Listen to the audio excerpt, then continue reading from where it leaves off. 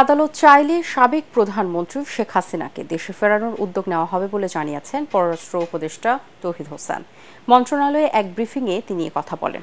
Passport বাতিল হওয়ায় শেখ হাসিনা কোন স্ট্যাটাসে ভারতে অবস্থান করছেন তা সরকার জানে না। এ বিষয়ে দিল্লিকে জিজ্ঞাসার পরামর্শ দিয়েছেন উপদেষ্টা। আরও জানাচ্ছেন ইয়াসিন রানা।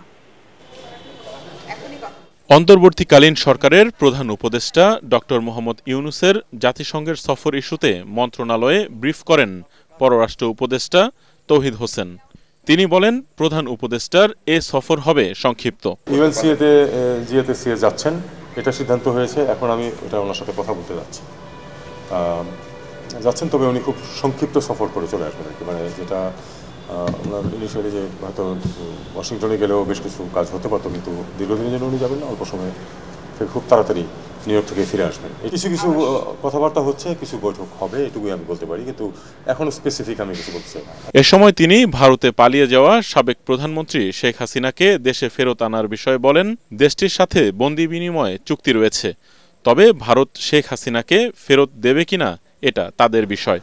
আইন আদালত আমাদেরকে বলে যে তাকে ফেরত আনার জন্য ব্যবস্থা করবো, আমরা সেটা ব্যবস্থা করার চেষ্টা করবো।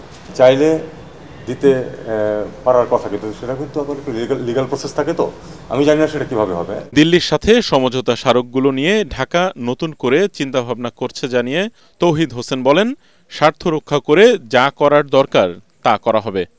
ইয়াসিন রানা, এটিএন বাংলা, ঢাকা।